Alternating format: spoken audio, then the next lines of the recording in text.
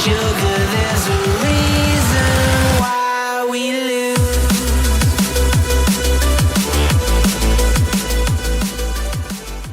What's going on, guys? It's Steve. Is Paul George good enough to lead the Indiana Pacers to the Eastern Conference Finals and challenge LeBron James? Because let's be real, that is the thing to do right now. Joakim Noah was interviewed. He's a player on the New York Knicks. He was interviewed and asked, what is the goal right now? And he said the goal is everyone else's goal.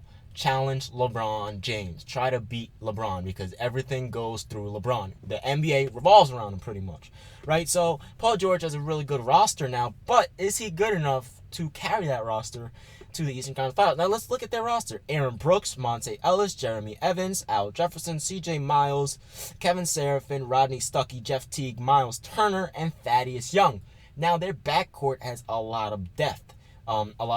Now, obviously, you have Monte Ellis, who's a really good player, actually really underrated in my honest opinion. You have Jeff Teague, who is kind of overrated in my opinion. People consider him a top point guard, which I disagree with. I think he's just an average point guard.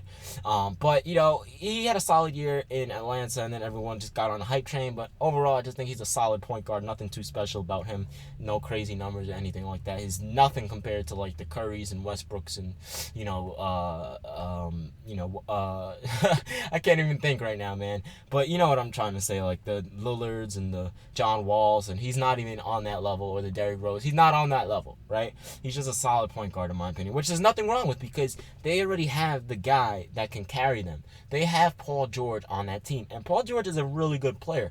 He is a potential perennial all-star. Now, is he an NBA superstar? He has the potential to be. He has a lot of potential to be an NBA superstar, but you know, he hasn't really shown throughout his career that he can be an NBA superstar. Why? Obviously, the injury, that's not really his fault. But, I mean, you know, his career averages, I think, are like 16 points per game or something like that. And, you know, just not really that great of a career thus far, you know, for me to call him a superstar and think that he's going to come into the season and dominate. I know he's going to play well. He's probably going to average 20 points per game, something around there, right? He's going to play well, but, you know, can he challenge LeBron? And the thing is he can give LeBron some competition. He's done it before in the 2012 Eastern Conference Finals, 2013, I think it was the semifinals, or it might have been the semifinals in 2012 and the conference finals in 2013. But, you know, at the end of the day, he's challenged LeBron before with a worse roster than he has now. The thing is now, Monte Ellis is also a dominant scorer, so that means Paul George has some help on the offensive end. This is sort of like a similar situation with NBA superstar Carmelo Anthony. Carmelo Anthony, now he has some help on the offensive end, and the same thing with perennial all-star Paul George. I love messing with you guys. But the same thing is with Paul George. Paul George has some help on the offensive end now. He has, Jeff Teague to help. He has Monte Ellis to help. He has Al Jefferson. He has Jeremy Evans, and then CJ Miles off the bench. And then Aaron Brooks off the bench. And Miles Turner on the defensive end. So, and Thaddeus Young is a solid wing player. So they have a lot of pieces.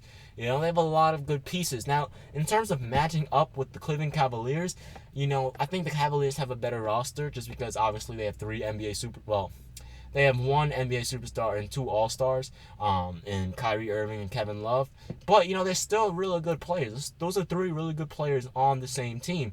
And, and plus that, you have the best player possibly in NBA history, in my honest opinion, on that team, which is really, really elite. So having that, and then you have your role players and your defenders, let's see how they match up. So you have Paul George guarding LeBron. That's an obvious. Paul George is going to be guarding LeBron. LeBron's going to be guarding Paul George. That's an obvious, right? Jeff Teague and Kyrie are probably going to go at it. Kyrie's probably going to give him work, but Jeff Teague can hold his own. Let's be real for his thing. He's a solid player. Let's be real. He can hold his own against Kyrie Irving. Kevin Love's going to bang down low. I'm not sure who's going to guard Kevin Love from the Indiana Pacers, but before they even get to Cleveland, they have to go through some other solid teams like the Chicago Bulls, the Toronto Raptors, and the New York Knicks. Now, let's talk about them matching up with the Miami Heat. The Chicago Bulls. Now, the Chicago Bulls, first of all, even though the Indiana Pacers have a great backcourt, the Chicago Bulls, their backcourt, in my opinion, is one of the best in the NBA. Now, their backcourt will have some problems with spacing because they have two really bad three-point shooters in Dwyane Wade and Rajon Rondo.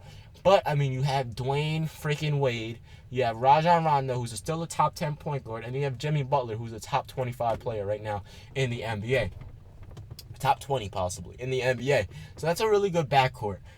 They're kind of slacking on their front court, so that's probably where Al Jefferson will come in, Miles Turner will come in, Thaddeus Young, especially Thaddeus Young. He's a really good piece. He used to play for the Brooklyn Nets.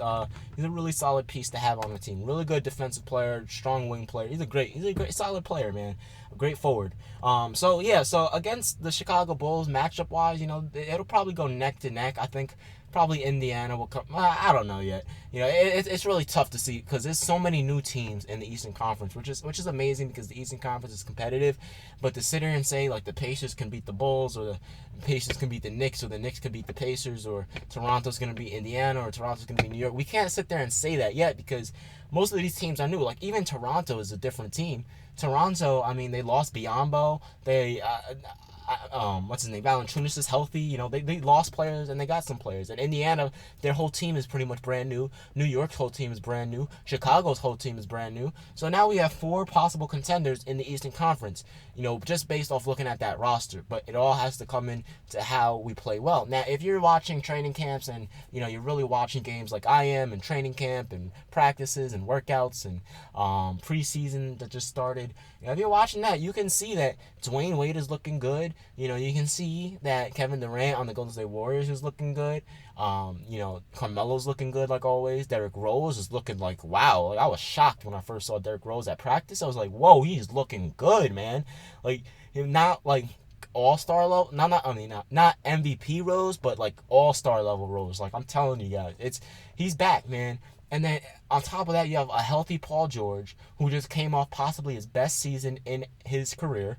And then on top of that, look what he did in the playoffs. He was carrying that Indiana Pacer team, right? Single-handedly, most likely. It was single-handedly, too, and he almost beat Toronto. I think he forced a Game 7, almost single-handedly. Same thing with Dwyane Wade. So, and that's the scary thing is that's post-prime D-Wade. So, imagine prime D-Wade against that Raptor team. Oh, my gosh. That Raptor team probably would have got swept or they would have lost in 5. I'm sorry, but jeez, man, D-Wade in his prime was that good, man. They used to compare him to taking over like MJ, like Kobe, like, oh my gosh, man. I miss D-Wade, man. But, so at the end of the day, man, like Indiana, they're a solid team. Paul George is definitely one of the best players in the NBA. Obviously top 10, no doubt about it. Now, I wouldn't say top 5, but I would say probably 6, 7, maybe 8. Around there in the higher 10s, close higher to the 10s. But he's a really good player, perennial all-star, no doubt about it. He's a bright future ahead of him. Hopefully he can stay healthy. Hopefully the Indiana Pacers can stay healthy with Monte Ellis. Now, a lot of people get things kind of misconstrued because Al Jefferson is out of his prime. He's no longer a 20 and 10 guy. Actually, I don't even think he was averaging over 13 points per game last season. Obviously injuries came into play, but his last 20 and 10 season was probably like 4 or 5 years ago. So he's not that player anymore. Jeff Teague is not that player. He had a terrible season last year. It was absolutely awful. Honestly, it was a bad season. Now, he's still a solid player, but, coming off a bad season like that. And then you have Monte Ellis, who's great. He's so underrated. I would love Monte, give me a call. I'll set something up in New York. Come to the Knicks. You know what I'm saying? Come on, Monte. But anyway, so he's a great player. Miles Turner is a great young defender. I don't see Miles Turner being an all-star, but I see him being a great defender, like a great mid-post, low-post, interior defender. A great player. Paul George, scoring-wise, he's probably going to, I would say 23 points per game around there. And just doing what he does, man, like carrying the Indiana Pacers. And now that he has help makes it a little bit scary because now that he have Paul George averaging, let's say, 23 points per game, 22 points per game, Monte Ellis is probably going to average around 18, 19, 20. Right? Close to, let's say Monte averages 20. So that's 43 potential points per game right there, just by those two. And then you have Jeff T giving you like 13, so that's, what did it say, 43. So that's 56. And then you got Al Jefferson probably giving you around 10.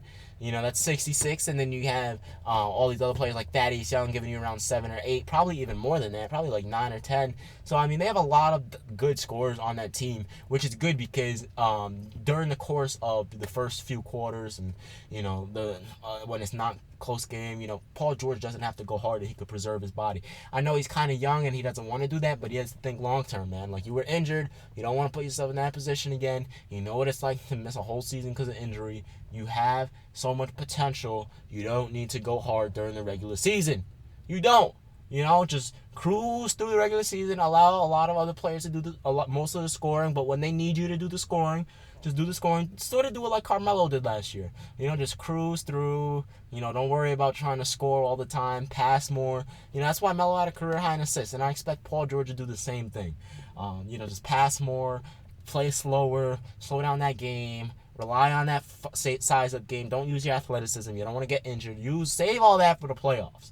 You know, do it. That's what LeBron, Melo, Kevin Durant needs to start doing that as well. But he really needs to develop a post game. But anyway, guys, it's been Steve. I'm out of here. I know I was all over the place in this video, but those are my opinions. I do think Paul George is good enough to lead the Indiana Pacers to the Eastern Conference Finals, but I cannot confidently say he will, just because we still have to see the New York Knicks, we still have to see the Chicago Bulls, we still have to see, you know, all these other solid teams like the Toronto Raptors. We still have to see these other teams, right? So it's a whole new era in the NBA right now. There's a lot of good teams in the East, but in terms of true contenders, right now there are only two, and that's Cleveland and Golden State. But it all depends, because if Derrick Rose is at the MVP level, that's definitely a contending team right there, right? You got Derrick Rose, Porzingis, and Melo. If Paul George is at that All-Star level and Monte Ellis is at an All-Star level, that's definitely a contending team, because their defense is going to be ridiculous. They're going to have one of the best defensive teams in the NBA next season.